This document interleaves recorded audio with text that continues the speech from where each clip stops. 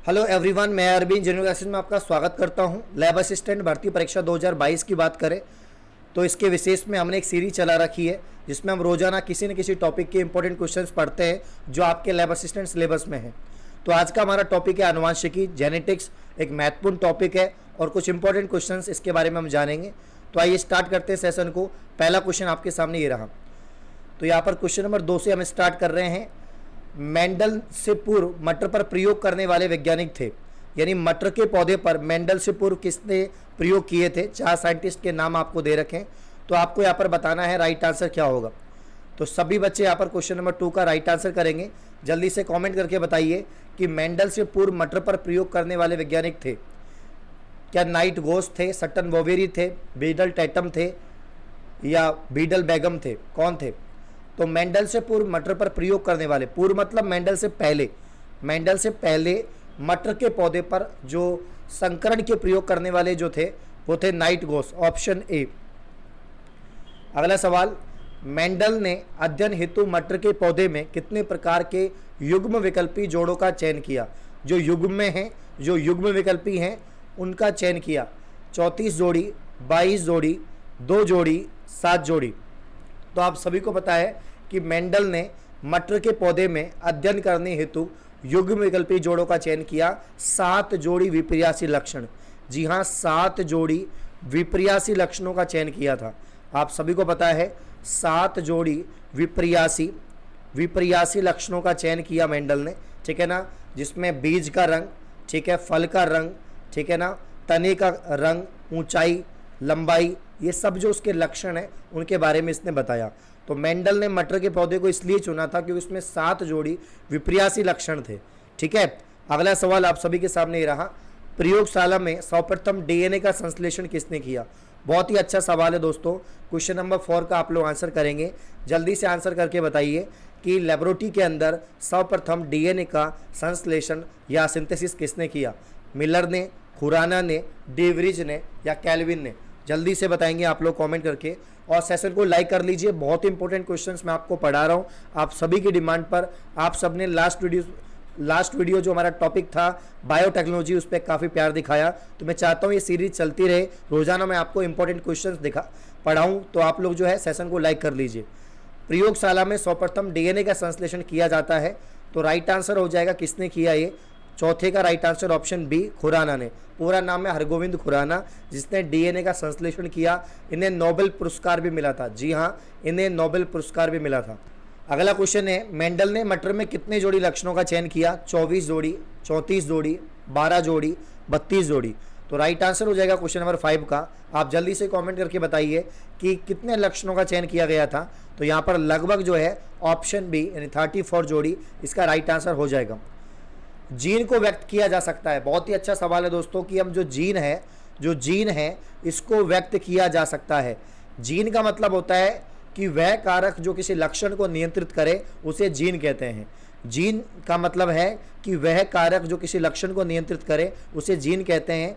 Gene शब्द दिया था जोहानसन ने। किसने दिया था? जोहानसन ने जीन शब्द दिया था सर्वप्रथम, ठीक है ना। इसे आनुवंशिकी की इकाई कहते हैं, डीएनए का एक भाग कहते हैं इसे, और उत्परिवर्तन की इकाई भी कहते हैं। तो राइट आंसर हो जाएगा ऑल ऑफ दीज, यानी ऑप्शन डी इसका राइट आंसर है। अगला सवाल आप सभी के सामने ही रहा। आनुवंशिकी शब्द सर्वप्रथम 1905 में किसने दिया था? आनुवंशिकी यानी जेनेटिक्स शब्द, सबसे पहले जेनेटिक्स शब्द किसने दिया ये आपसे पूछा गया है। क्या जॉनसन ने दिया, चार्ल्स डार्विन ने दिया, विलियम बेट्सन ने दिया या ग्रेगर जॉन मेंडल ने दिया? तो 4 ऑप्शन आपके सामने हैं और बहुत अच्छा सवाल है। इस प्रकार के सवाल आपको लैब असिस्टेंट में देखने को मिलेंगे। सभी लोग सेशन को लाइक कर लेंगे।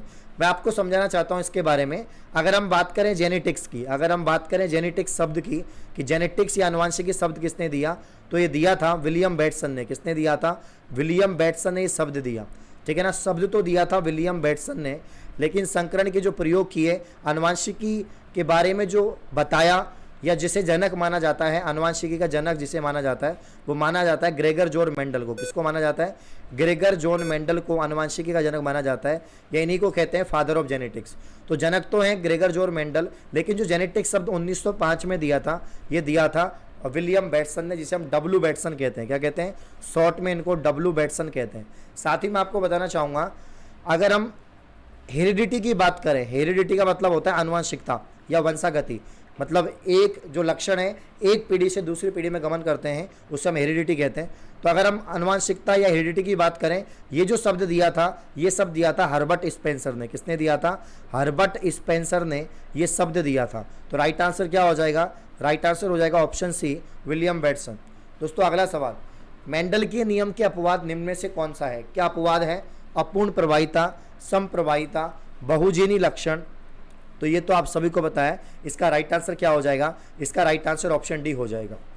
अगला सवाल दोस्तों अत्यंत महत्वपूर्ण है कि हमारे शरीर में आनुवंशिकता की इकाई को कहते हैं, क्या कहते हैं दोस्तों? जीन, केंद्रक, गुणसूत्र या डीएनए। तो राइट आंसर हो जाएगा क्वेश्चन नंबर 9 का कि आनुवंशिकता की इकाई या वंशागति की जो इकाई है वो जीन होगी, आप सभी को पता है। अगला सवाल, डीएनए का डबल हेलिक्स मॉडल किसने दिया था? काफ़ी अच्छा सवाल है, ठीक है ना, कि जो डीएनए की डबल हेलिक्स संरचना है इसको किसने समझाया? इस प्रकार से डबल हेलिक्स संरचना होती है डीएनए की, इसको किसने समझाया? तो इसको वाटसन और क्रिक ने समझाया। किसने? वाटसन और क्रिक ने, ठीक है ना। तो वाटसन और क्रिक ने डीएनए का द्विकुंडलित मॉडल, डबल हेलिक्स मॉडल को समझाया, ठीक है। मैं आपको बताना चाहता हूँ इसका राइट आंसर वाटसन और क्रिक है। और इसके अलावा एक जीन एक एंजाइम का सिद्धांत किसने दिया? ये भी पूछा जाता है कि एक जीन एक एंजाइम का सिद्धांत किसने दिया? तो राइट आंसर हो जाएगा सट्टन वोबेरी। क्या हो जाएगा? सट्टन एवं वोबेरी ने जो है एक जीन एक एंजाइम का सिद्धांत दिया था, ठीक है। और डीएनए का डबल हेलिक्स मॉडल दिया वाटसन क्रिक ने। अगला सवाल, निम्नलिखित में से कौन एक लिंग संलग्न रोग है? कुल मिला के आपसे पूछा है कि बताओ जेनेटिकल डिसऑर्डर है या आनुवंशिक बीमारी है। तो बताइए इन चारों में से आनुवंशिकीय बीमारी, कुष्ठ रोग, क्षय रोग, वर्णांधता या ल्यूकेमिया। दोस्तों राइट आंसर आपको साफ नजर आ रहा है, वर्णांधता, कलर ब्लाइंडनेस एक आनुवंशिक विकार है, एक आनुवंशिक विकार है, ठीक है ना। आनुवंशिक जेनेटिकल डिसऑर्डर है जिसे हम क्या कहेंगे? वर्णांधता। वर्णांधता मतलब होता है कलर ब्लाइंडनेस, रंगों में विभेद नहीं दिखता है, प्राइमरी कलर्स जो होते हैं लाल और जो हरा रंग है उसमें विभेद नहीं कर पाते हैं, याद रखना आप लोग। बाकी सिकल सेल एनीमिया, ठीक है ना। इसके अलावा हीमोफीलिया, थैलेसेमिया, ये सब जो है लिंग संलग्न रोग है। अगला सवाल, कभी कभी उत्परिवर्तन के कारण गुणसूत्रों की संख्या में परिवर्तन हो जाता है और गुणसूत्रों में कमी अधिकता से होने वाले रोग। देखो मैं आपको बताना चाहता हूँ कि जो आनुवंशिक विकार हैं, जो जेनेटिकल डिसऑर्डर हैं या जो आनुवंशिकी दोष हैं या जो आनुवंशिकी बीमारी है, तो जो आनुवंशिक विकार हैं वो दो प्रकार के होते हैं दोस्तों, है ना। एक तो जीन में उत्परिवर्तन, एक तो जीन में उत्परिवर्तन की वजह से होता है, और एक होता है दोस्तों गुणसूत्र में उत्परिवर्तन, है ना। एक तो होता है गुणसूत्र में उत्परिवर्तन। जहाँ पर भी जीन में उत्परिवर्तन की बात हो तो कौन कौन से यहाँ पर एग्जाम्पल हो जाएंगे, कौन कौन से रोग हो जाएंगे? जैसे कि आपका हीमोफीलिया हो गया, ठीक है ना, हीमोफीलिया हो गया, या इसके अलावा सिकल सेल एनीमिया हो गया, वर्णांधता हो गया, थैलेसेमिया हो गया। और गुणसूत्र में उत्परिवर्तन की बात हो तो सिंड्रोम वाली जो बीमारी है, जो सिंड्रोम वाली डिजीज़ हैं, जैसे Patau syndrome, down syndrome, Klinefelter syndrome, Turner syndrome, ये हो जाएगा। तो गुणसूत्र में उत्परिवर्तन की वजह से क्या होगा? सिंड्रोम वाली बीमारी होगी। अगला सवाल, किस कारण एक माता पिता की सभी संतानें एक समान नहीं होती? ठीक है ना। तो भाई उन्होंने में ऐसी बात नहीं है कि मतलब समानता नहीं होती, मतलब जेनेटिकली जो लक्षण हैं, जो लक्षण वंशागत होते हैं वो तो होते ही हैं, बट ऐसे बिल्कुल क्लोन नहीं होता कि भाई जो माता पिता है सेम टू सेम बच्चा वैसा दिख रहा है। उनमें विभिन्नता होती है, जेनेटिकली डिफरेंस होता है, ठीक है ना, या वातावरण के हिसाब से भिन्नता होती है। तो all of this option C इसका राइट आंसर है। और जब भी हम आनुवंशिकी की परिभाषा पढ़ते हैं तो उस परिभाषा में एक लाइन पढ़ते हैं हम कि विज्ञान की वह शाखा जिसके अंतर्गत वंशागति और विभिन्नताओं का अध्ययन करते हैं। तो विभिन्नता होना बहुत जरूरी है। अगला सवाल, जीवों में आनुवंशिक लक्षणें या जीवों में आनुवंशिक लक्षण संतान में लाए जाते हैं लाइसोसोम के द्वारा, क्रोमोसोम के द्वारा, राइबोसोम के द्वारा, प्लाज्मा के द्वारा। ये भी हलवा सवाल है दोस्तों, आप सभी को पता है कि गुणसूत्रों के द्वारा क्या होता है? लक्षण ट्रांसफर होते हैं। अगला सवाल, आगे बढ़ने से पहले मैं आपको बताना चाहता हूं दोस्तों कि आज मेरी शानदार क्लास है, आज शाम को 8 बजे और रोजाना शाम को 8 बजे। देखो 3 मेरी फ्री क्लास होती है रोजाना, सुबह 8 बजे, ठीक है ना, सुबह 8 बजे होती है। उसके बाद 11 बजे साइंस की क्लास होती है और शाम को 8 बजे क्लास होती है। ये तीनों क्लास एकदम फ्री हैं। अभी तक आपने अनअकैडमी लर्निंग ऐप डाउनलोड नहीं किया प्ले स्टोर से तो जाके डाउनलोड करें। एसएससी नॉन टेक्निकल कैटेगरी में जाके मेरा नाम सर्च करके अरविंद कुंडारा मुझे फॉलो कर ले और मेरी फ्री स्पेशल क्लास का लाभ उठाएं। वहाँ पर मैं प्लस वेरीफाइड एजुकेटर हूँ, रेगुलर मेरी क्लास होती है प्लस में और फ्री में। तो आज शाम को 8 बजे फ्री क्लास होने वाली है, क्लास का लिंक डिस्क्रिप्शन में है, तो आप लोग क्लिक करना, क्लास ओपन हो जाएगी। अनलॉक कोड जरूर ध्यान रखें, अनलॉक कोड GENUINE 10 जेन्यून 10 आप लोग लगाएं जिससे कि क्लास ओपन हो जाए। अगर आपको एसएससी या किसी भी category RPSC, UPSC, IIT, JE किसी का भी आपको सब्सक्रिप्शन लेना है अनअकैडमी का तो आप लोग ले सकते हैं, आपको 10% ऑफ हो जाएगा अगर आप मेरा रेफरल कोड यूज करते हैं GENUINE 10। तो आज शाम को 8 बजे अनलॉक कोड जेन्यून 10 लगाकर क्लास ओपन कर सकते हैं। क्लास का लिंक डिस्क्रिप्शन में है। शानदार स्टैटिक के और सामान्य ज्ञान के सवाल मैं आपको पढ़ाने वाला हूँ। आइए आगे बढ़ते हैं। निम्न में से कौन सा रोग आनुवांशिक नहीं है, यानी आनुवांशिक बीमारी नहीं है?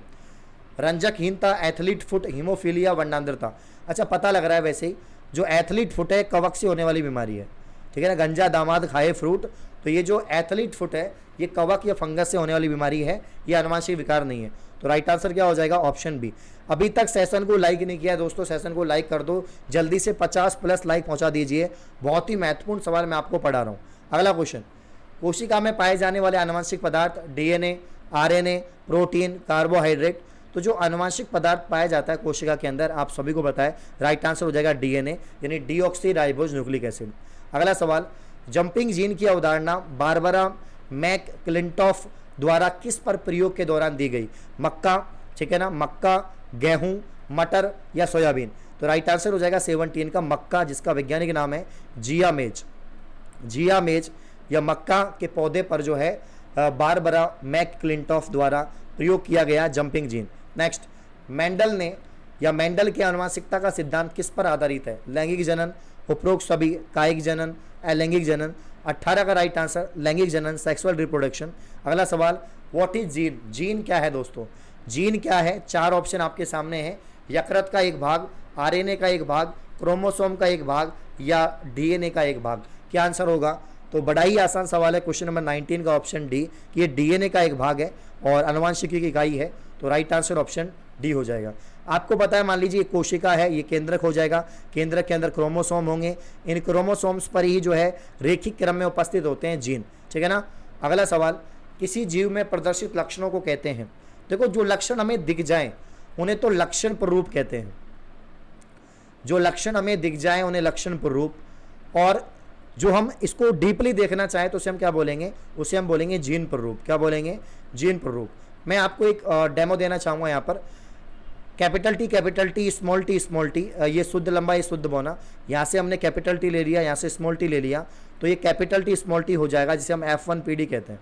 इसमें अगर हम क्रॉस करवाएं वापस से तो आप इस प्रकार से एक बोर्ड बनेगा यहाँ पर, ठीक है ना, इस प्रकार से एक चेकर बोर्ड बनेगा। तो यहाँ पर एक मेल एक फीमेल हो जाएगा, यहाँ पर कैपिटल टी स्मॉल टी, यहाँ पर एक capital T small T, cross करवाएंगे capital T capital T, capital T small T, capital T small T, small T small T, यानी शुद्ध लंबा, अशुद्ध लंबा, अशुद्ध लंबा, शुद्ध बौना। तो दोस्तों, अगर लक्षण प्ररूप आपसे पूछे तो आपको साफ दिखाई दे रहा है 3 लंबे हैं और एक बौना है। अगर जीन प्ररूप पूछे तो 1 शुद्ध लंबा, 2 अशुद्ध लंबे, 1 शुद्ध बौना। तो राइट आंसर क्या हो जाएगा? राइट आंसर हो जाएगा यहाँ पर कि प्रदर्शित लक्षण की बात हो तो यहाँ पर फिनोटाइप यानी लक्षण प्ररूप हो जाएगा, ठीक है ना। तो ऑप्शन डी। अगला सवाल, क्वेश्चन नंबर 21, मेंडल ने अपने प्रयोग किस पादप पर किए? तो ये तो मतलब बड़ा आसान सवाल है, इससे आसान सवाल तो क्या होगा, बचपन से पढ़ते आ रहे हैं। राइट आंसर मटर। मटर का साइंटिफिक नेम याद रखना, पाइसम सेटाइवम, है ना, पाइसम सेटाइवम मटर, जिसे हम उद्यान मटर कहते हैं। क्या कहते हैं? उद्यान मटर, इंग्लिश में पी कहते हैं इसको, ठीक है। तो राइट आंसर हो जाएगा ऑप्शन सी। क्वेश्चन नंबर 22 की अगर हम बात करें, एक जीन एक एंजाइम की संकल्पना किसने दी? आपको बताना है। 4 ऑप्शन है आपके पास में, ठीक है, कि एक जीन एक एंजाइम के सिद्धांत जो है किसने दिया, संकल्पना किसने दिया? तो इसका जो राइट आंसर होगा दोस्तों, मैंने थोड़ी देर पहले ही आपको बताया था कि एक जीन एक एंजाइम का जो सिद्धांत दिया वो दिया था बीडल और टेटम ने। किसने दिया? बीडल और टेटम ने। नॉल और रस्का ने क्या दिया? तो नॉल और रस्का ने सूक्ष्मदर्शी की खोज की। किसकी खोज की? सूक्ष्मदर्शी की खोज की थी। वाटसन और क्रिक की अगर हम बात करें तो वाटसन क्रिक ने DNA का डबल हेलिक्स मॉडल समझाया। तो राइट आंसर हो जाएगा बीडल टेटम, ऑप्शन डी। अगला सवाल आप सभी के सामने होगा, क्वेश्चन नंबर 23, जीन एक रेखीय क्रम में पाए जाते हैं तो गुणसूत्रों पर, बिल्कुल ठीक आंसर है। क्रोमोसोम पर जीन रेखिक क्रम में उपस्थित होंगे, याद रखना। अगला सवाल, क्वेश्चन नंबर 24, एक डेफिनेशन दे रखी है, ये किसकी डेफिनेशन है? जल्दी से कमेंट करके बताइए। जीव विज्ञान की वह शाखा जिसके अंतर्गत हम उत्तरोत्तर पीढ़ियों में होने वाली विभिन्न लक्षणों की वंशागति यानी हेरिडिटी, विभिन्नताओं यानी वेरिएशन का अध्ययन करते हैं। क्या हिस्टोलॉजी कहते हैं, आनुवांशिकी कहते हैं, मायोलॉजी कहते हैं, साइटोलॉजी कहते हैं, क्या कहते हैं भाई? तो राइट आंसर क्या हो जाएगा, कमेंट करके बताओ जल्दी से। राइट आंसर हो जाएगा आनुवांशिकी। हिस्टोलॉजी यानी उत्तकों का अध्ययन दोस्तों, उत्तकों का अध्ययन। साइटोलॉजी कोशिका का अध्ययन होता है, ठीक है। अगला सवाल, एक प्रारूपिक गुणसूत्र का भाग नहीं है, ये गुणसूत्र के प्रकार दे रखे हैं, एक प्रारूपिक गुणसूत्र का भाग नहीं है। अनुसंगी, अर्ध गुणसूत्र, वर्णकलिकाएं या तनुत्व। तो right answer option D, option D एकदम ठीक आंसर है। अगला सवाल, उत्परिवर्तनवाद का प्रतिपादन किसने किया? बहुत अच्छा सवाल है, बहुत इंपॉर्टेंट है। जब भी हम म्यूटेशन की बात करें, उत्परिवर्तन की बात करें, तो क्या होगा राइट आंसर? तो उत्परिवर्तनवाद का प्रतिपादन किसने किया? जॉन डाल्टन ने, डिवरीज ने, डार्विन ने, लेमार्क ने। दोस्तों मैं आपको बताना चाहूँगा, सन 1900 के अंदर मटर के पौधे पर जो संकरण के प्रयोग थे मेंडल के, उनकी पुनः खोज होती है। यानी मेंडलवाद की, मेंडलिज्म की जो मेंडलवाद है, उस मेंडलवाद की पुनः खोज होती है। पुनः खोज करते हैं 3 वैज्ञानिक, एक होता है ऑस्ट्रिया का एरिक वॉन सेरमेक, एक होता है हॉलैंड का होग्रियो डी विरिच, ठीक है ना, और एक होता है जर्मनी का कॉलकोरेंस। तो हॉलैंड का जो होग्रियो डी विरिच होता है, उसने उत्परिवर्तनवाद के बारे में बताया था। Right answer option B. अगला सवाल, मानव जाति में बच्चों के लिंग का निर्धारण कैसे होता है? आप सभी को पता है कैसे होता है, कौन करता है, कौन उत्तरदायी होगा, मेल होगा, फीमेल होगा? 27 का जल्दी से आंसर बताइए। तो पिता से आने वाले जो एक्स और वाई गुणसूत्र हैं, जो एक्स और वाई क्रोमोसोम हैं, ये हो जाएंगे। मैं हमेशा बोलता हूँ कि टोटल 46 क्रोमोसोम है, 23 जोड़ी हो जाएंगे, ठीक है, जिसमें से 44 तो वेगेटिव रिप्रोडक्ट जो कायिक गुणसूत्र है वो होते हैं, और 2 जो है सेक्स क्रोमोसोम होते हैं। तो यहाँ पर पिता की जो क्रोमोसोम है एक्स और वाई, ये जो है बच्चों के लिंग का निर्धारण करेंगे। अगला सवाल, तो अगला सवाल है क्वेश्चन नंबर 28। क्रोमोसोम बने होते हैं, क्रोमोसोम बने होते हैं प्रोटीन, एंजाइम, वसाअम्लों के, न्यूक्लिक एसिड के। दोस्तों राइट आंसर तो वैसे न्यूक्लिक एसिड है, लेकिन डीएनए प्रोटीन दोनों के बने होते हैं ना, डीएनए प्रोटीन दोनों के बने होते हैं, लेकिन प्रोटीन भी ऑप्शन में, तो right answer nucleic acid, DNA हो जाएगा। अगला सवाल, बच्चों के लिंग निर्धारण के लिए उत्तरदायी क्रोमोसोम, तो मैंने आपको बताया था कि मेल का होगा, फीमेल का होगा, किसका होगा? तो राइट आंसर जो है मेल यानी पिता का होगा। अगला सवाल, निम्न में से किस वंश में विषम बीजाणुकता पाई जाती है? मार्केंशिया, मार्सिलिया, प्यूनेरिया, इक्विसीटम, क्या होगा आंसर? जल्दी से कमेंट करके बताइए, और सेशन को अभी तक लाइक नहीं किया तो आप लोग लाइक कर दीजिए। तो क्वेश्चन नंबर 30 का जो राइट आंसर है वो जाएगा मार्सिलिया, ऑप्शन बी। किसके द्वारा आनुवंशिकता के विज्ञान को आनुवंशिकी कहा गया? किसके द्वारा आनुवंशिकता के विज्ञान को आनुवंशिकी कहा गया, जेनेटिक्स कहा गया? मुलर, वाटसन, मेंडल, कोरेंस। तो आनुवंशिकता के विज्ञान को आनुवंशिकी किसके द्वारा कहा गया? 31 का जो आंसर है वो डब्ल्यू वैटसन है, ठीक है ना। जीन स्थित होते हैं गुणसूत्र में, माइटोकॉन्ड्रिया में, हरित लवक में, राइबोसोम में। तो आप सभी को पता है क्वेश्चन नंबर 32 का आंसर क्या हो जाएगा? क्रोमोसोम यानी गुणसूत्र हो जाएगा। अगला सवाल, हरगोविंद खुराना को किस आविष्कार के लिए सम्मानित किया गया? अत्यंत महत्वपूर्ण क्वेश्चन है, फटाफट से बताइए ऑप्शन में क्या होगा। हरगोविंद खुराना को किस आविष्कार के लिए सम्मानित किया गया? तो राइट आंसर हो जाएगा 33 का जीन संश्लेषण के लिए, option C. Next question, Mendel के नियमों का एक अपवाद है संलग्नता, युग्मकों की शुद्धता, ठीक है, और इसके अलावा स्वतंत्र अपव्ययन या प्रवाहिता। तो मेंडल के नियम का जो अपवाद है वो क्या हो जाएगा इन चारों में से? राइट आंसर क्या होगा? 34 का आंसर हो जाएगा ऑप्शन ए, संलग्नता। अगला सवाल, निषेचित अंड में अतिरिक्त शुक्राणु प्रवेश नहीं हो पाता क्योंकि शुक्राणु मर जाते हैं, निषेचित शुक्र नहीं बनता है, निषेचित झिल्ली बन जाती है, या अंड में विकास प्रारंभ हो जाता है?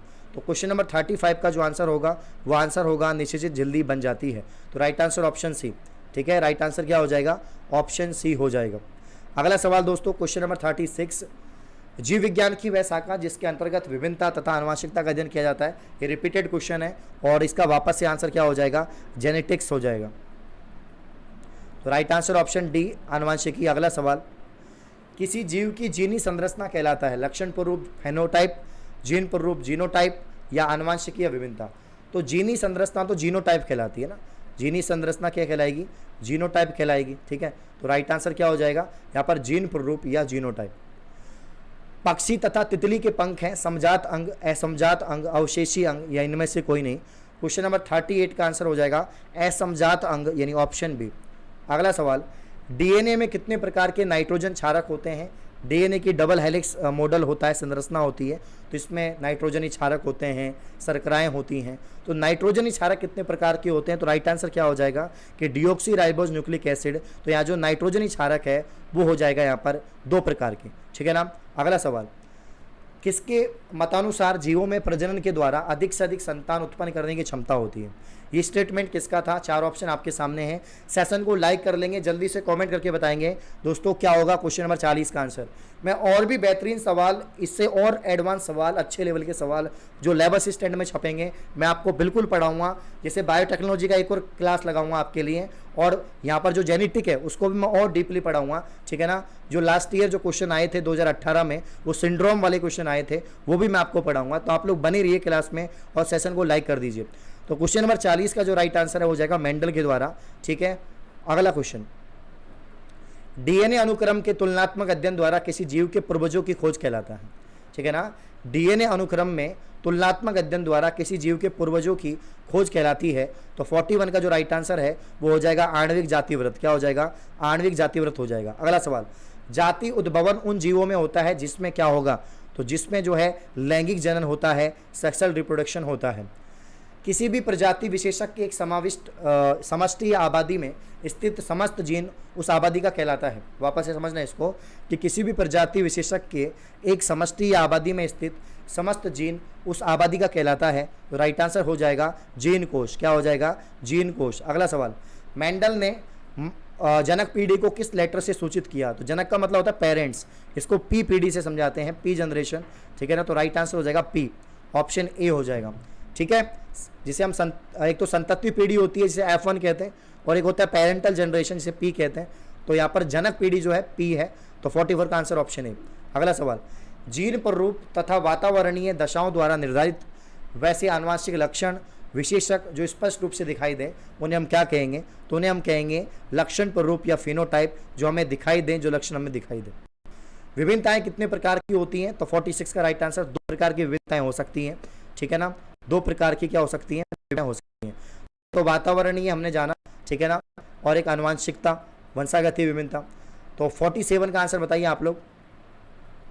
क्वेश्चन नंबर 47 का आंसर बताएंगे आप लोग। कान के निचले हिस्से 47, कान के निचले हिस्से को क्या कहते हैं? तो इसका राइट आंसर हो जाएगा 47 का कर्णपाली, ठीक है। कान में 3 हड्डियां होती हैं, मेलियस, इंकस और स्टेपिस। अगला सवाल, प्राकृतिक वर्ण द्वारा जैव विकास इस सिद्धांत के जनक माने जाते हैं। तो प्राकृतिक वर्ण द्वारा जैव विकास या बायो इवोल्यूशन की बात करें तो इस सिद्धांत के जनक माने जाते हैं। कौन होगा? जल्दी से आंसर करके बताएं। लेमार्क, रॉबर्ट डार्विन, चार्ल्स मूर या अल्फ्रेड मार्क। 48 का जो राइट आंसर है वो हो जाएगा, क्या हो जाएगा? Charles Darwin, option B. अगला सवाल, चमगादड़ एवं पक्षी के पंख किस प्रकार के अंग के कारण उत्तरदायी हैं? चमगादड़ और पक्षी के पंख किस प्रकार के अंग के उदाहरण हैं, ठीक है ना? समरूप, समजात, समव्रत या जीवाश्म। तो 49 का जो राइट आंसर है समरूप है, चमगादड़ और पक्षी के पंख। अगला सवाल, मनुष्य का वैज्ञानिक नाम। ये तो आपको पता होना चाहिए, होमो सेपियंस जो है मनुष्य का वैज्ञानिक नाम है। तो ये 50 महत्वपूर्ण सवाल जो बेसिक क्वेश्चन थे जेनेटिक्स से संबंधित मैंने आपको पढ़ाए। मैं और एडवांस और अच्छे सवाल आपको कल या परसों वाली क्लास में करा दूंगा। आप लोग इस सेशन को जरूर लाइक करें, बहुत इंपॉर्टेंट सवाल मैंने आपको पढ़ा दिए हैं। अगर आपको किसी भी सवाल में कोई डाउट रह गया है तो आप कमेंट कर देना, मैं आपको रिप्लाई कर दूंगा, ठीक है। और अनअकैडमी पर आना ना भूलें, आज शाम को 8 बजे बहुत ही शानदार क्लास है, तो आप लोग जरूर ज्वाइन करें।